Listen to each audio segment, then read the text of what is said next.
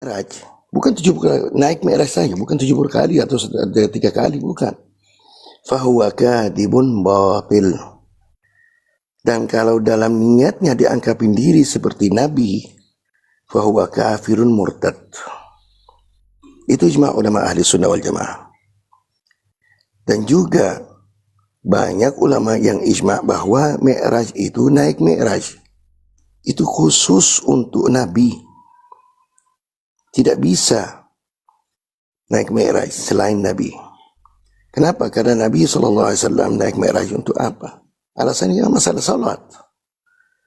Nah, kalau dia naik Mi'raj 70 kali itu kenapa? Alasannya apa?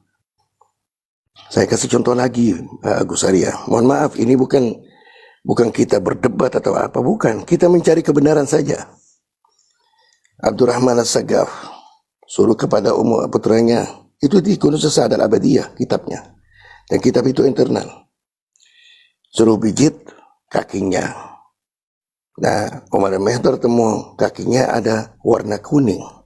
Tanya sama ayahnya, ini warna apa? Ayah, saya baru pulang dari surga,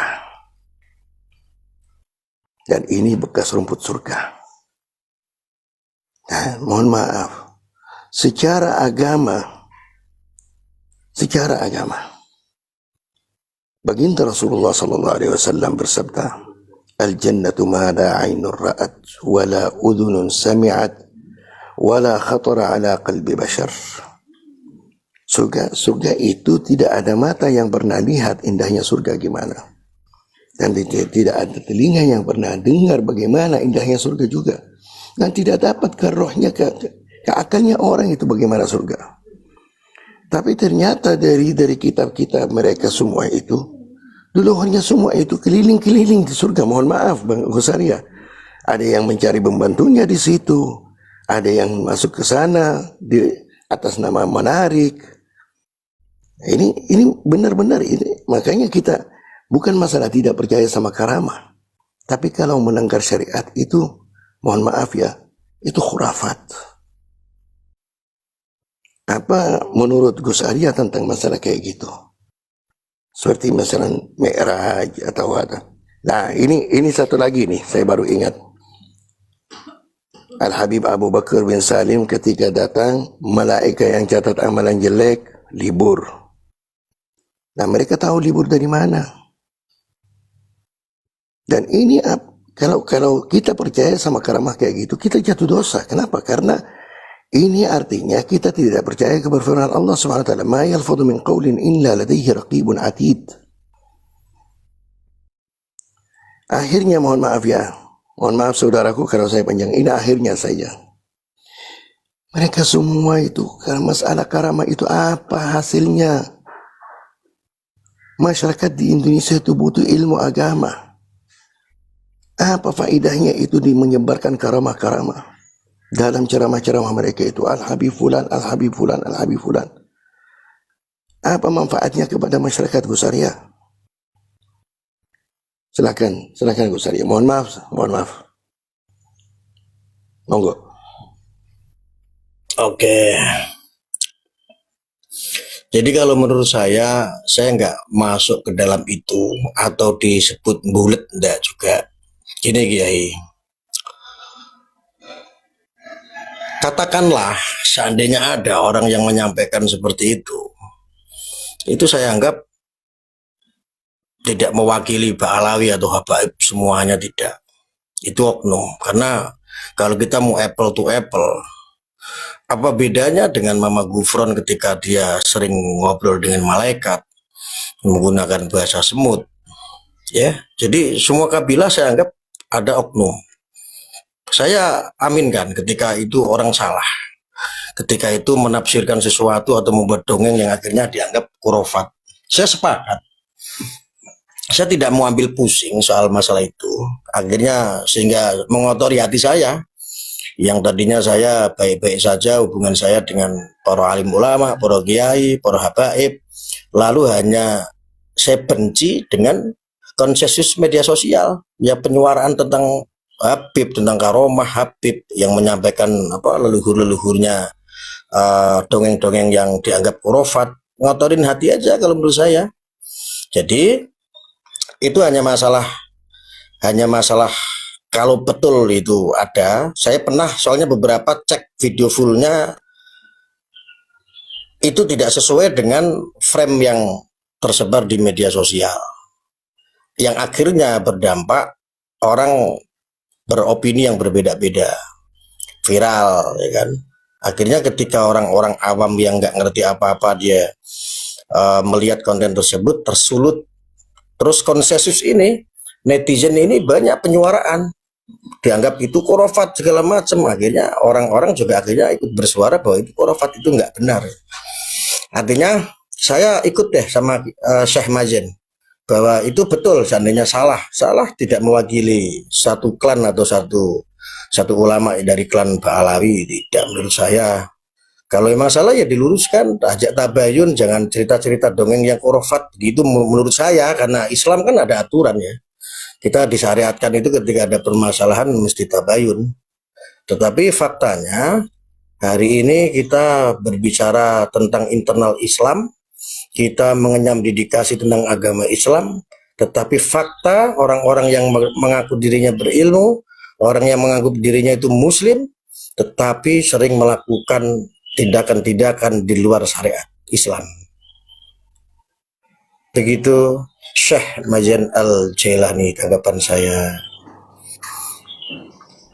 Ya, masalahnya itu bukan oknum Gus Arya, itu ada di kitab-kitab mereka itu semua. Nah, coba saya pernah cari juga itu, saya pernah cari itu kitabnya. Ya. Ada nggak kitab betul dari Habib itu yang ada rujukannya gitu loh, bahwa kitabnya memang seperti itu gitu.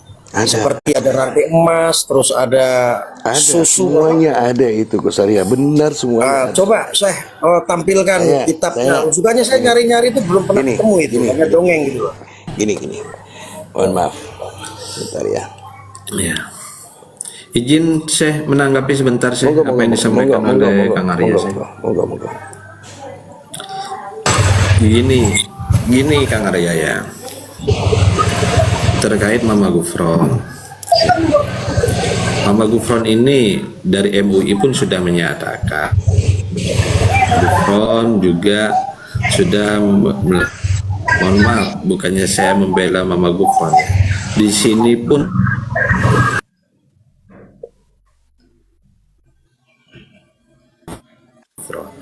jadi terkait Mama Gufron kan sudah masyarakat pun sudah tahu bahwasanya sudah tercerah tidak benar seperti itu.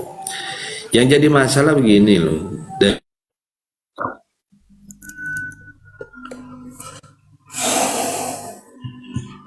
Maaf Bang AM, itu suaranya saya doang apa yang lainnya? Ya, yang menaungi seperti itu. Mendem keluar Kan, mendem gitu. ada lembaga yang Suaranya. ya Kedengaran saya apa punya saya doang apa yang lainnya, coba yang lainnya Sama. Kadang ada, kadang enggak. Iya. Iya. Tes. Udah jelas ya? Tes. Ya, sekarang jelas. Tes. Udah Ada jelas. cuman kadang udah jelas. terus tiba-tiba ngilang gitu loh. Udah. Iya. Ya, coba. Jadi gini. Saya ulangi ya.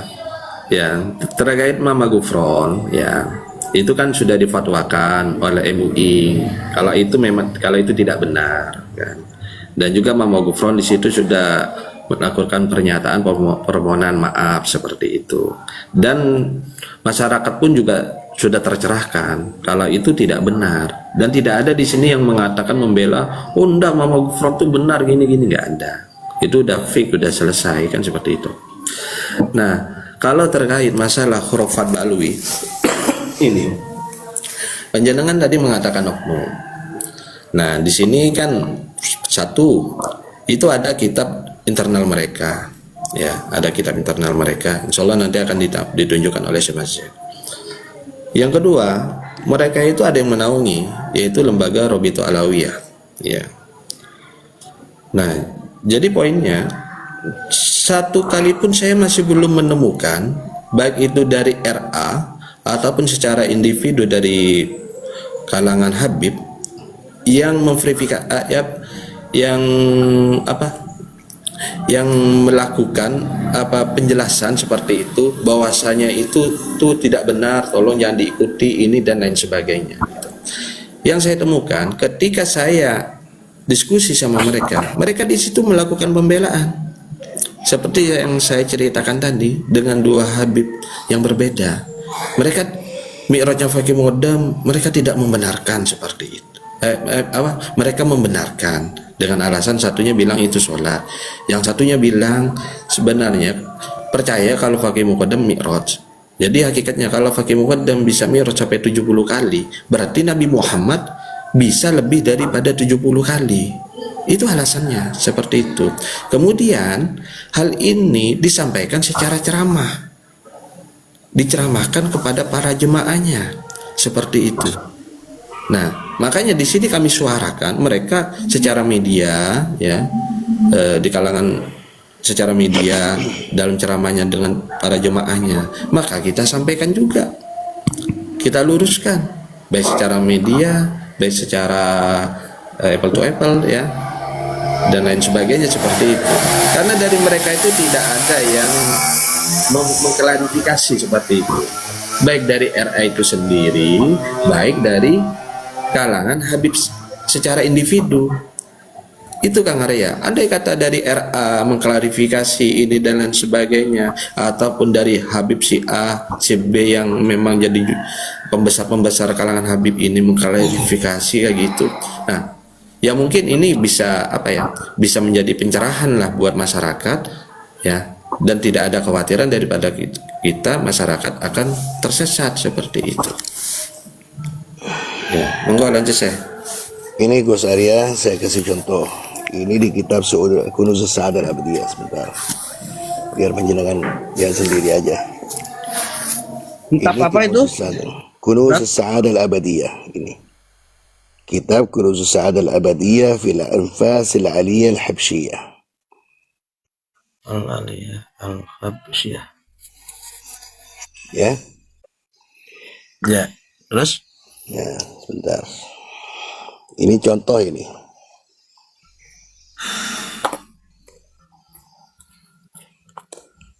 Masuk ke halaman 300. Ini 329. Ya. Ini.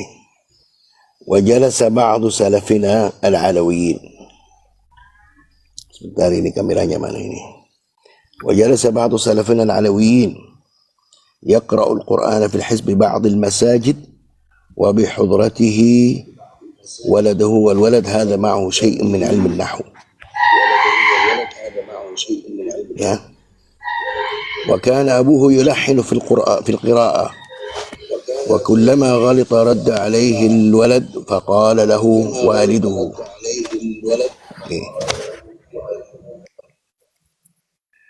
محنتنا يا ولدي بإعرابك هذا، أنا كل يوم أقرأ القرآن، saya tiap hari membaca Quran begini.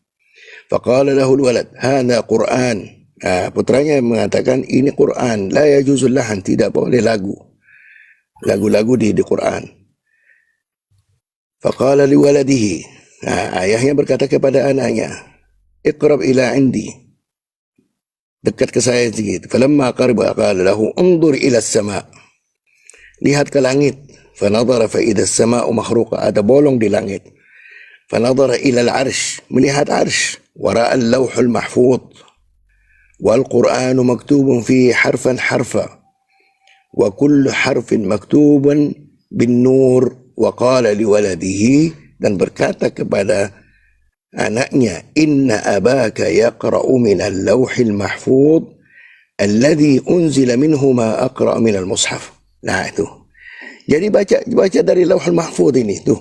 Ya, nih.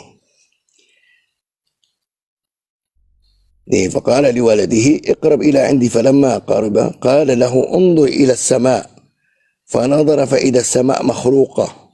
Ada bolong di langit, dan melihat al-arsh, dan melihat al-Lauhul Mahfuz, dan Al-Qur'an tertulis di Lauhul Mahfuz fihi harfan harfa. وكل حرف مكتوبا بالنور وقال لولدي إن أباك يقرأ من اللوح المحفوظ. Nah, sama ini contoh Gus Arya. Ini contoh di kitab ini. Tapi mohon maaf ya, saya harus cari karena nggak hafal nomor halamannya. Abdurrahman As-Saggaf yang saya dikasih contoh ini, masalah Abdurrahman As-Saggaf yang masuk ke surga itu ada di kitab ini. Ada juga Habib itu yang meramaskan sosok wanita. Karena idza ra'a imra'atan qabasaha fi tariq qabasaha fi thadiha, untuk mengusirkan syahwatuz zina. Semua di kitab ini. Banyak Gus.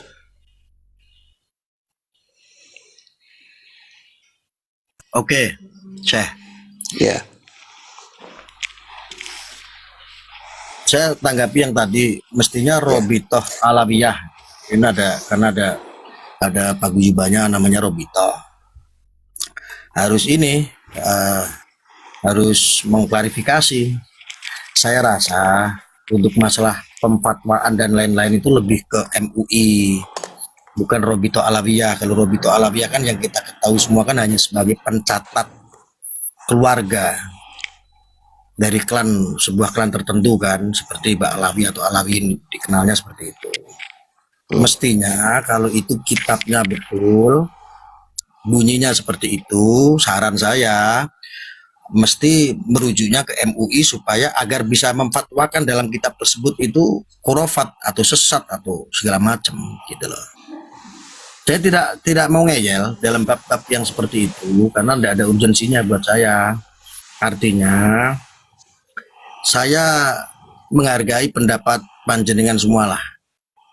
Hanya saran kita luruskan, bukan yang berperan itu Robitoh Alawiyah, mestinya MUI. Kalau ada kitabnya dirujuk ke MUI, mesti audiensikan gitu loh, bahwa kitab ini tuh menyesatkan, supaya apa, fatwanya biar keluar dari MUI. Tapi kan selama ini tindakan-tindakan yang dilakukan oleh teman-teman ini kan semua hanya sebatas media sosial. Jadi akhirnya orang menjadi berbeda pendapat. Kayak tadi sebelumnya menyampaikan bahwa Habib seperti ini. Iya, saya anggap itu kan oknum. Gitu loh. Saya anggap oknum karena memang masih tekstual aja, masih sosial di media saja. Belum ada yang memutuskan. Belum ada penetapan gitu loh. Itu maksud saya, Syekh. Izin. Kan saya hargai ya. Artinya itu saya hargai gitu loh. Dari tadi apa? Mas Boy tadi kita menghargai itu. Iya. Gitu loh. Pendapat teman-teman itu kita hargai. Izin Kang Arya ya. Gini Kang Arya. Kenapa saya dalam penyampaian saya itu saya tidak menyinggung NU atau MUI untuk memberikan klarifikasi.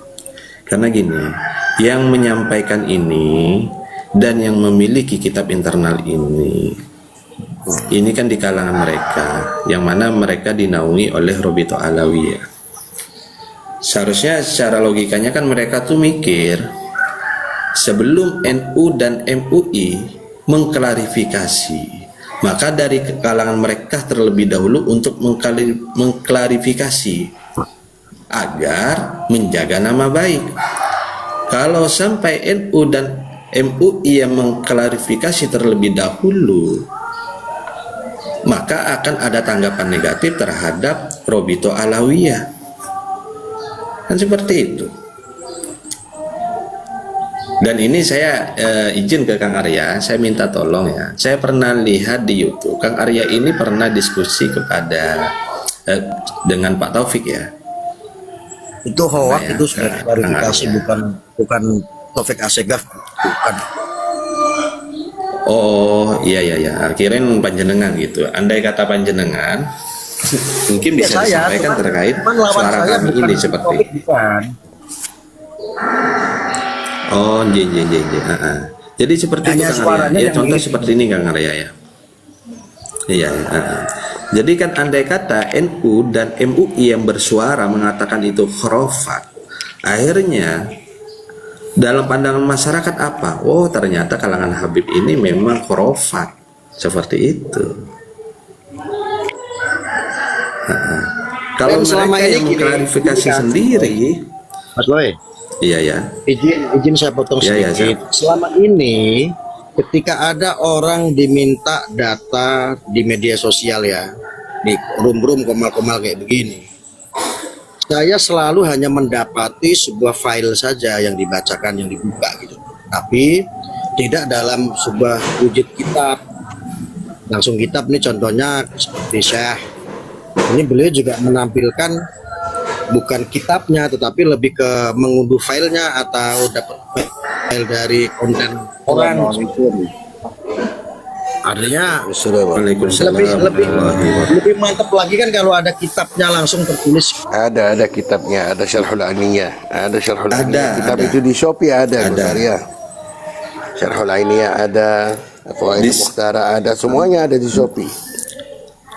Di Shopee ada, di Ampel juga ada dijual. Di Ampel juga ada. Iya, itu kalau ada kitabnya kan mantap, nanti bisa dibawa ke MUI, diajak mereka untuk audiensi ya kan, untuk mengkaji isi kitabnya, lalu bisa MUI memfatwakan bahwa itu menyesatkan. Gitu teman-teman.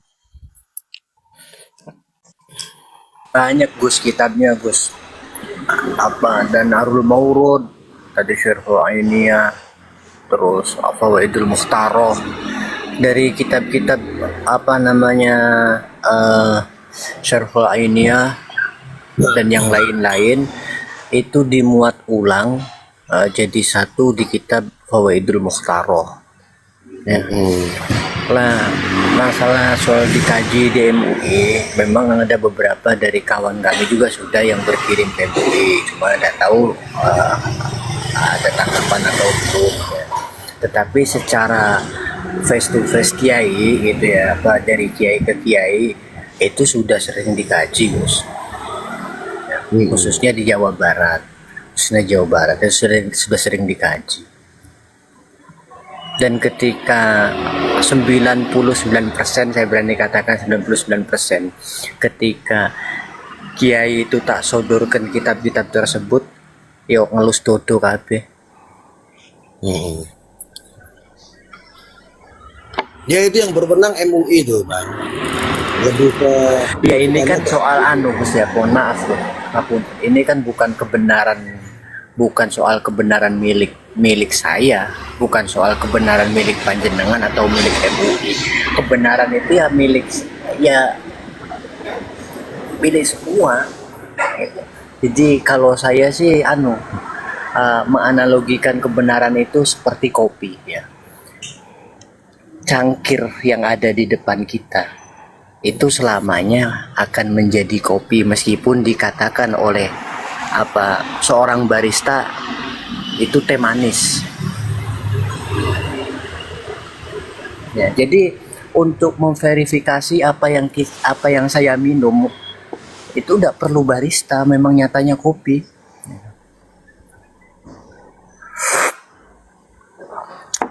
Nah, ini ada yang komentar nih bagus nih dari Yus Afika ini. Sampai di sini kita tahu Gus Arya banyak nggak tahu kitab karangan Ba'alawi. Lawang saya bukan Ba'alawi dan itu bukan, saya nggak pernah mengamalkan dari kitab-kitab Ba'alawi. Apalagi mempercayai kitab Ba'alawi enggak. Saya itu cuman di sini itu tidak suka dengan yang bab keterkaitan dengan perilaku. Itu aja. Karena apa? Apapun bentuknya hari ini yang terjadi di media sosial ini adalah pembenturan lebih kepada perilaku dan sara, gitu loh. Satu sisi saya ini kan buzzer politik dulu loh. Ini kan saya ceritakan ya. Dulu ini kan saya buzzer politik, artinya saya sinkronkan dengan kepentingan orang, dengan historis, dengan yang lain-lain. Ini sangat membahayakan. Contohnya salah satunya penyuaraan terhadap Cinaisasi kemarin kan sangat booming sekali nih zamannya Pak Jokowi. Nah ini saya jelaskan, hari ini itu bukan ranahnya orang bahas sedikit-sedikit Cina, enggak. Sekarang sudah dialihkan rumornya kepada Arabisasi. Yang diserang ini adalah Arab, atau khususnya Yaman atau Tarim, orang-orang itu. Nah ini dimanfaatkan oleh orang-orang kepentingan. Jadi saya tidak ada dari awal juga bela Balawi, tidak perlu saya bela, ngapain. Saya cuma mencegah perilaku-perilakunya saja. Itulah. Masa bodoh orang Nggak ada duitnya ya, nggak ada duitnya ya Gus. Enggak, saya kan udah pensiun. Kalau saya mau juga bayarannya gede. Kalau saya mau, kan sekarang saya sudah enggak, sudah pensiun, betul-betul pensiun. Iya. Ini Gus, saya lebih ikut komen melakukan sedikit ya. pencegahan. Ya. Saya lebih Iya. melakukan pencegahan terhadap perilaku aja supaya ini enggak jadi polemik berkepanjangan, terus sara, terus akhirnya mencetak bibit-bibit radikalis, itu aja pencegahannya. Gini Gus, seperti jenengan ya ikut komen ini, seperti jenengan dalam hal urusan ini, isu ini juga saya itu merasa begah gitu. Katakanlah kami membahas tentang nasab, oke lah kami bukan faknya, bukan ahlinya seperti itu. Tapi manakala disodorkan terhadap isu-isu yang menyangkut masalah dobolisasi itu, mereka tidak ada kata lain kecuali kamu menghina, kamu mencaci seperti itu. Jadi apa yang mereka ungkapkan itu hanya kita menunjuk kepada kebencian dan itu tadi keonaran seperti itu. Hanya nggak ada lain kecuali. Padahal apa yang disampaikan oleh Syekh Mazen itu adalah fakta. Oke lah dulu kita menganggap bahwa itu oknum seperti itu kan, ya. Tapi nyatanya ada kitabnya dalam Thariqah Alawiyah itu dipakai, dan yang berapa kurun ini, berapa puluh tahun ini mereka asik sekali di panggung itu ya, ceramah itu ya, cerita dibayar mahal itu seperti itu lah. Gunanya untuk apa? Kita sebagai masyarakat Muslim di Indonesia itu untuk apa?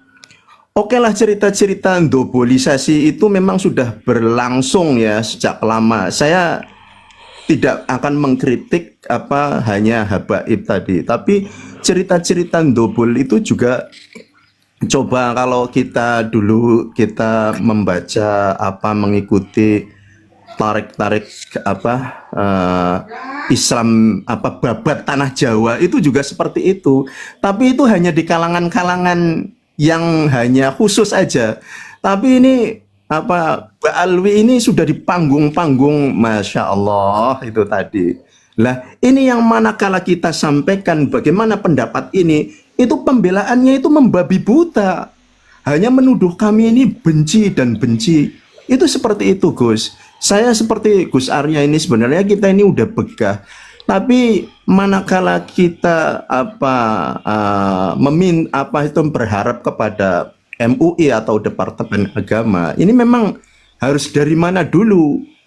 Karena sebenarnya cerita-cerita halu, cerita-cerita ini kan memang perlu ditanggapi. Jadi nanti ini saya kira adalah proyek besar ini ya, permasalahan yang sangat besar sekali. Tapi kita hanya, apalagi kasus-kasus yang di Indonesia ini selalu yang tidak sesuai dengan jalur keislaman yang lurus, kita timpakan aja kepada Wahabi. Wahabi apa ini? Saya nggak tahu Wahabi. Tapi dengan justru Wahabi ini, kita semakin cerdas, Gus. Ya, seharusnya kita semakin cerdas. Apa sih Wahabi seperti itu? Siapa yang Pak Dul?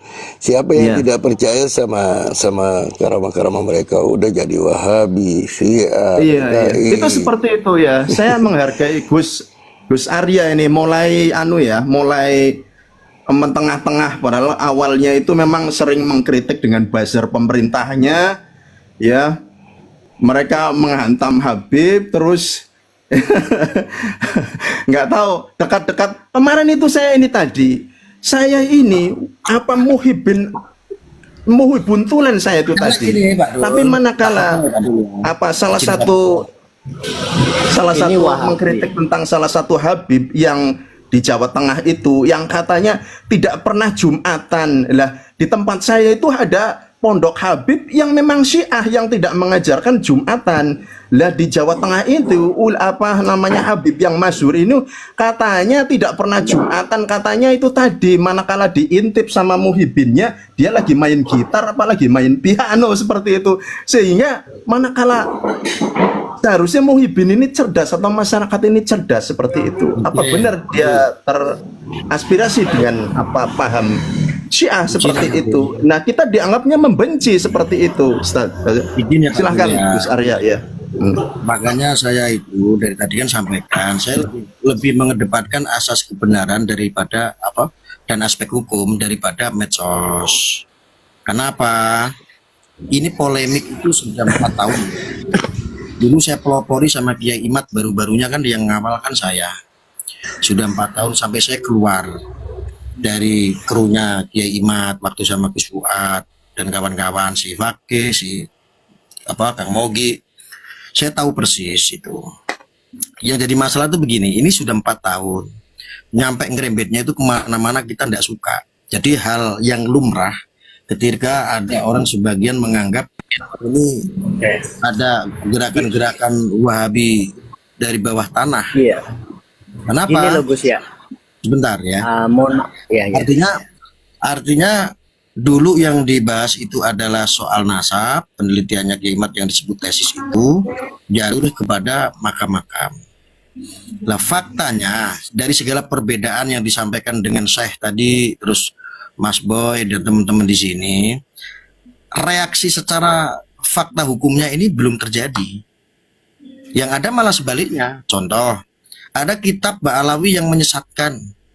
Mestinya gerak cepat kalau mau lakukan dengan menggunakan cara-cara Islam, ini dalam internal Islam kok. Contoh seperti ada Basu Masail, lalu ada MUI juga bisa melakukan audiensi bahwa kitab ini menyesatkan, supaya MUI bisa ambil keputusan bahwa ini nggak boleh, ini kitab ini menyesatkan kalau dianggap menyesatkan. Jadi umat tahu. Artinya ini kan tindakan ini tidak ada. Lalu contoh seperti apalagi tuduhan-tuduhan akhirnya sampai kemana-mana, Habib Lutfi malsuin makam segala macam dan lain. Fakta hukum pun juga tidak ada orang yang melaporkan. Sampai hari ini hanya rumor-rumor di media sosial, hanya aduan-aduan yang tidak jelas yang nggak bisa diselidiki toh. Karena tidak bisa saya tanggapi ya Gus ya. Gini Gus. Karena tidak konkretnya bukti-bukti gitu loh. Akhirnya jadi rumor saja gitu. Gini Gus, kami tuh sebetulnya sudah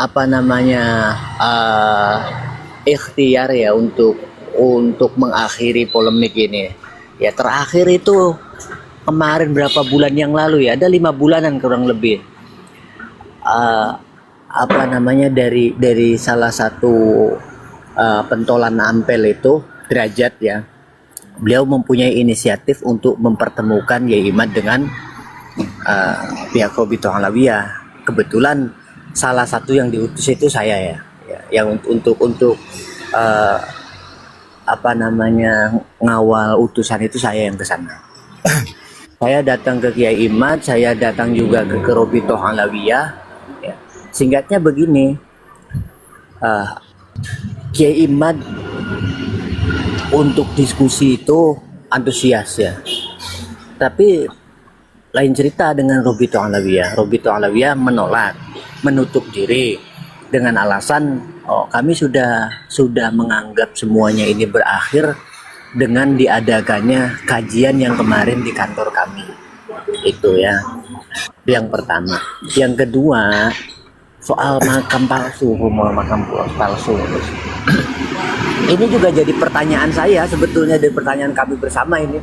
Loh kenapa ya kok marak terjadi di mana-mana, nggak ada tindakan gitu ya, nggak ada tindakan.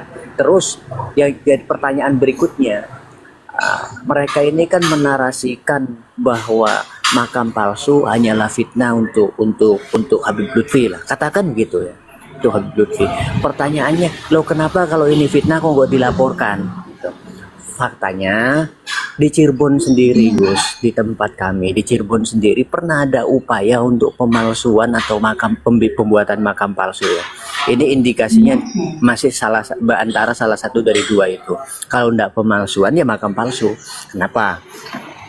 jenengan nanti bisa akses di Jatman Cirebon Raya ya, di Jatman Cirebon Raya bagaimana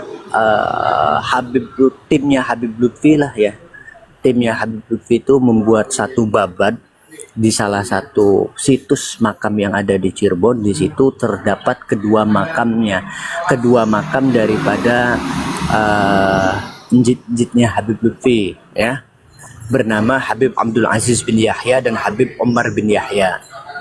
Itu sampai sekarang insya Allah masih ada ya, ininya apa namanya, narasi babatnya.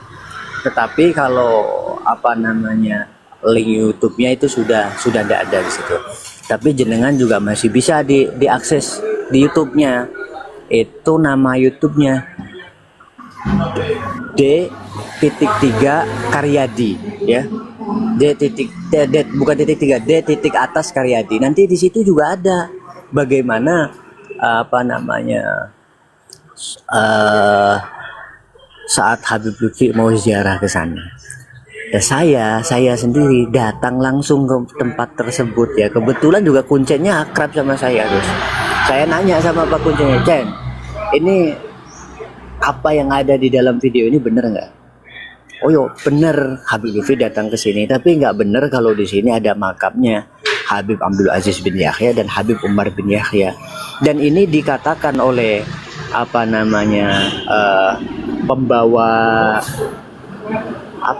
acaranya lah gitu ya, reporternya, dikatakan oleh reporternya itu yaitu alhamdulillah katanya kami menemukan kedua makamnya aulia, yaitu merupakan jit-jitnya Habib Lutfi, kurang lebihnya begitulah.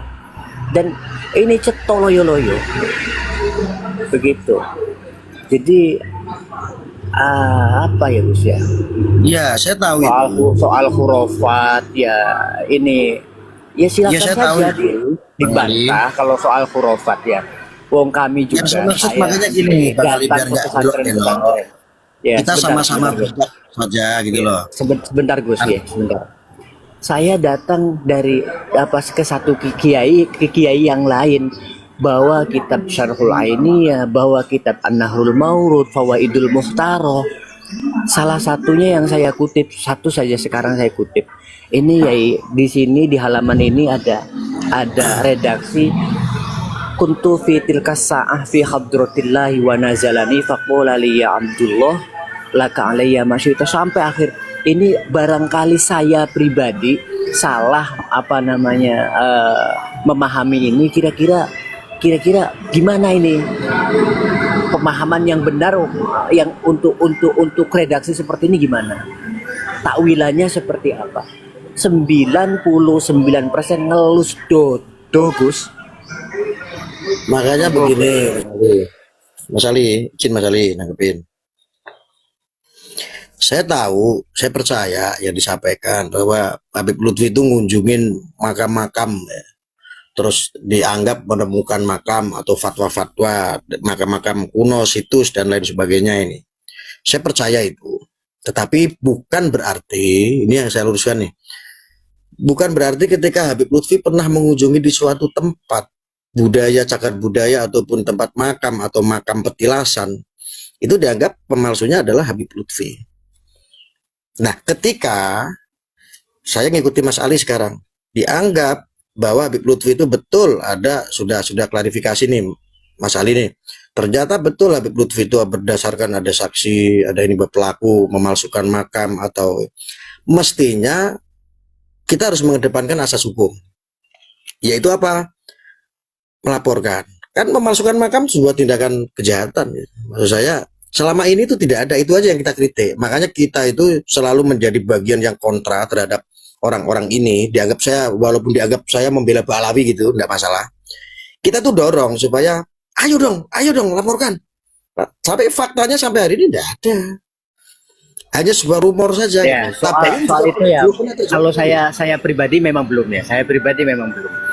Nah, itu. Tapi kalau dari beberapa kawan-kawan itu kan misalkan dari Sumudiningrat ya, Gus. Dari Sumudiningrat. Ya. Itu kan sudah berapa kali berkirim somasi. Itu kan salah satu tahapan ini ya, apa namanya? Apa hukum ya. Itu salah satu tahapan hukum. Yang pertama Ambil begini. tindakan-tindakan hukum. Ya, ya.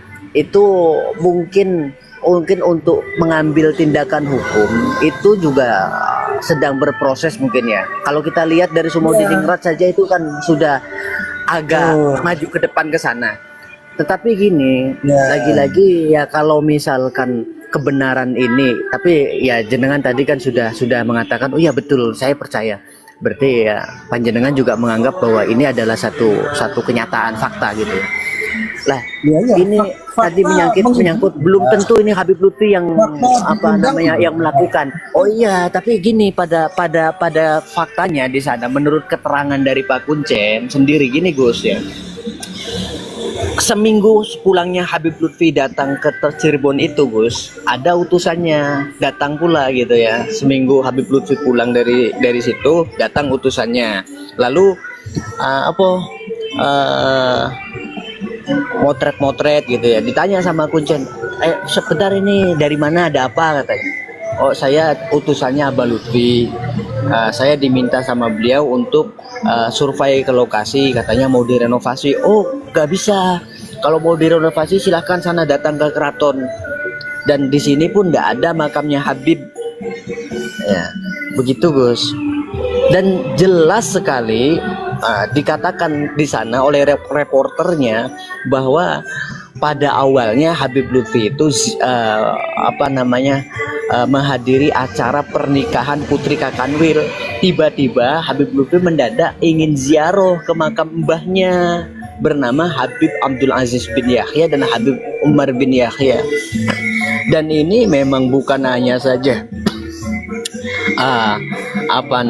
kami gitu ya, saya orang Cirebon nggak tahu dengan kedua nama tokoh ini. Wong Kuncennya aja nggak tahu. Dari kata Kuncennya kurang lebih umur 70-an ya. Dari sejak saya kecil sampai sekarang itu nggak pernah dengar di sini ada makamnya Abdul Aziz bin Yahya dan Umar bin Yahya. Di sini hanya ada makamnya Pangeran Bratakelana ya, terus Syekh Lobama dan lain-lainnya, nggak ada gitu ya. Dan ini ya motifnya nggak jauh-jauh begitulah gitu. Adapun nanti mungkin yang eksekutornya siapa ya, yang nggak mungkin kan, ya eksekutor Habib Lutfi sendiri kan nggak mungkin, ya mesti tukang bangunan tuh Gus. Ya, makanya kembali lagi Mas Ali. Kalau pemalsuan makam ini dianggap sebuah kejahatan, mesti difaktakan hukum. Mesti difaktakan hukum. Jadi jangan ini udah 4 tahun loh. Terlalu lama lah, masa nggak ada yang bertindak. Jangan nanti kayak kemarin di Winongan itu, narasi awalnya makam palsu, ketika dibongkar ternyata ada ahli warisnya. Akhirnya proses justru itu di tempat yang lain itu kayaknya seru Gus ya, kalau misalkan ada pelaporan begitu ya. Ini tunggu saja ini nanti Sumodiningrat yang di Semarang itu kan kalau kita yang terakhir ada langsung ke cucu-cucunya itu kemungkinan orang ini dibongkar. Kemungkinan mau sebentar Gus, kemungkinan juga mau dibongkar ini ya nama Sumodiningratnya. Ya kita tunggu saja, apakah juga akan ada perlakuan yang sama, misalnya ada pelaporan makanya izinkan saya ngomong, kan saya baru setengah menit gitu.